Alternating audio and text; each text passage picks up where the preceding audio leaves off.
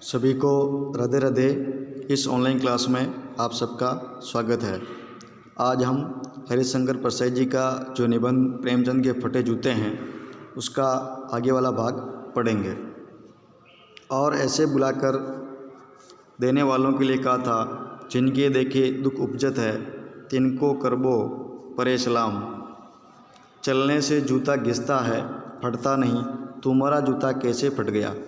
यहाँ पर जो लेखक हरिशंकर परसाई है वो प्रेमचंद जी को कह रहे हैं फ़ोटो को देख कर के कि भाई चलने से जो जूता है वो घिस जाता है, फटता नहीं है, पर तुम्हारा जो जूता है वो फट कैसे गया है।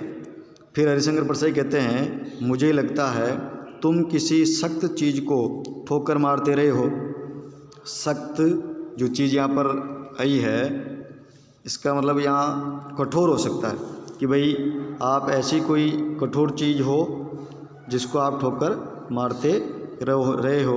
और अगर कोई कठोर चीज़ है उसको अपन ठोकर मारेंगे तो सहज रूप से जूता फट भी जाता है।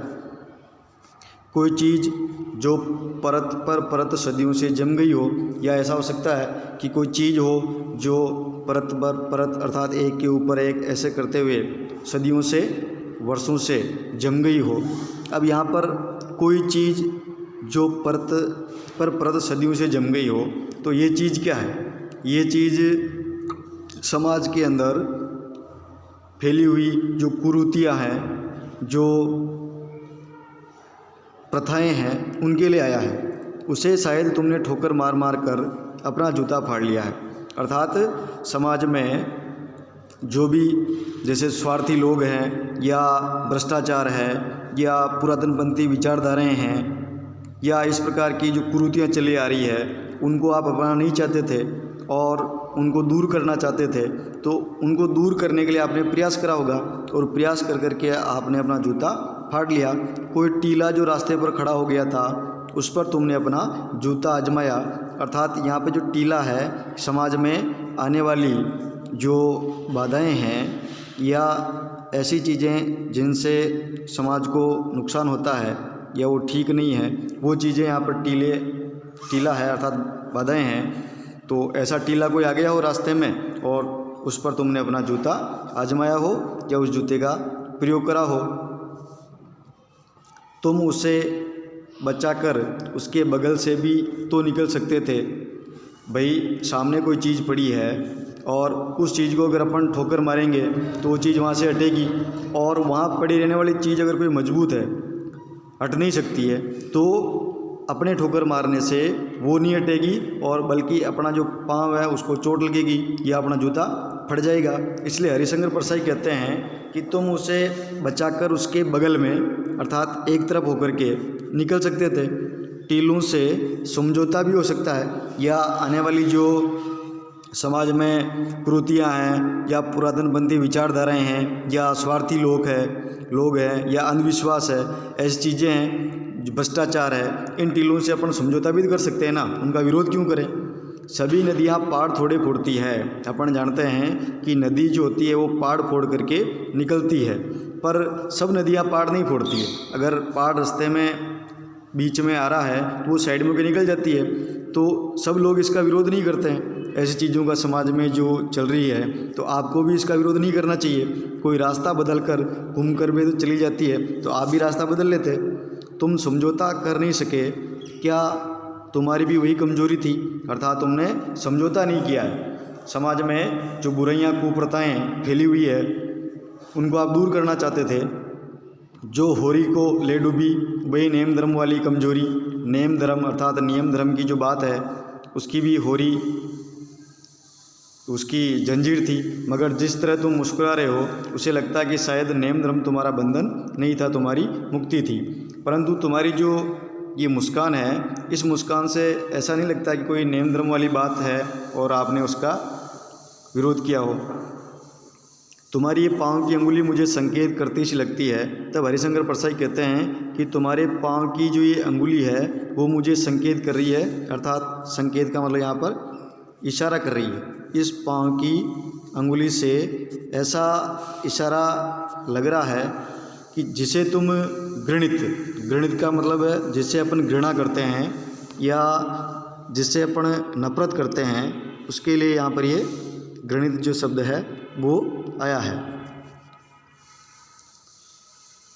तो घृणित समझते हो उसकी तरफ हाथ की नहीं पाँव की उंगली से इशारा करते हो, अर्थात जिससे भी तुमने घृणा की है या जिनको अच्छा नहीं समझा है, जिनसे नफरत करते हो, उसकी ओर हाथ की अंगुली से इशारा नहीं करके आप पाँव की अंगुली से इशारा कर रहे हो, अर्थात उस पाँव की अंगुली से आप बताना चाहते हो कि ये बुराई है।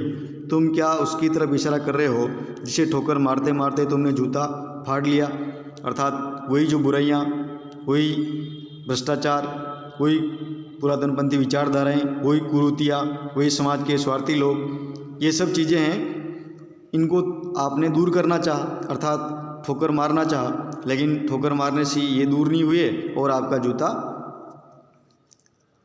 फट गया। मैं समझता हूँ, तुम्हारी अंगुली का इशारा भी समझता हूँ और ये व्यंग्य मुस्कान भी समझता हूँ। तब लेखक हरिशंकर परसाई जी कहते हैं कि तुम्हारी जो अंगुली का इशारा है वो मुझे समझ में आ रहा है कि आप इस अंगुली से किन लोगों पर इशारा कर रहे हो और फिर तुम उन लोगों पर हंस भी रहे हो, ये व्यंग्य की मुस्कान है, ये भी मैं समझ रहा हूँ। फिर आगे कहते हैं तुम मुझ पर या हम सभी पर हंस रहे हो। फिर लेखक कह रहा है कि तुम मेरे पर भी हंस रहे हो, सब पे हंस रहे हो, क्योंकि हम सब लोग स्वार्थी हैं, जो अगर सही स्थितियाँ नहीं होती है तो हम उनका विरोध नहीं करते हैं और उनसे तालमेल बिठा लेते हैं, पर आपने ऐसा नहीं करा है। उन पर जो अंगुली छिपाए और तलवा घिसाए चल रहे हैं, आप सब लोगों पर हंस रहे हो जो अंगुली को छिपा के रखते हैं और तलवा घिसाए चलते हैं, अर्थात जो दिखावा ज़्यादा करते हैं, ऐसे लोगों पर आप व्यंग्य कर रहे हो। उन पर जो टीलों को बरकाकर बाजू से निकल रहे हैं, अर्थात ऐसे लोग जो बरकाकर शब्द जो है इसका मतलब अपन लेंगे बचाकर। रास्ते में अगर कोई टीला आ गया तो उस टीले को दूर नहीं करा या उसका सामना नहीं करा और उसको बचा करके बाजू से एक तरफ से निकल गए। अर्थात ऐसे लोग हैं जो समाज में जो इस प्रकार की स्थितियां हो रही है उनका मुकाबला नहीं करते हैं और उनको अनदेखा करके निकल जाते हैं। तुम कह रहे हो मैंने तो ठोकर मार मार कर जूता फाड़ लिया, अंगुली बाहर निकल आई पर पाँव बच रहा और मैं चलता रहा, मगर तुम अंगुली को ढांकने की चिंता में तलवे का नाश कर रहे हो, तुम चलोगे कैसे।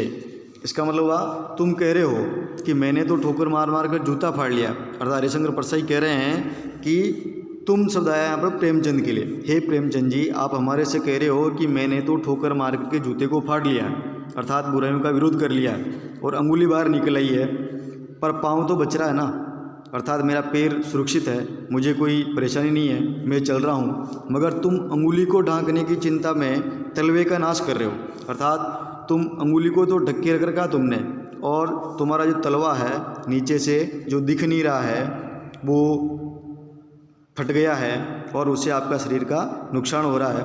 अब अगर ऐसा हो जाएगा तो अगर तुम्हारा पैर सुरक्षित नहीं रहेगा तो तुम कैसे चलोगे। कहने का भाव हुआ कि तुम दिखावा बहुत अधिक कर रहे हो। मैं समझता हूँ, मैं तुम्हारे फटे जूते की बात समझता हूँ। फिर आगे हरिशंकर परसाई जी कहते हैं मैं तुम्हारे फटे जूते की बात को जान रहा हूँ कि जूता क्यों फटा है, अंगुली का जो इशारा है उसको भी समझ रहा हूँ और तुम्हारी व्यंग्य मुस्कान उसको भी समझ रहा हूँ, अर्थात आप इस मुस्कान के माध्यम से हमें क्या कहना चाहते हैं।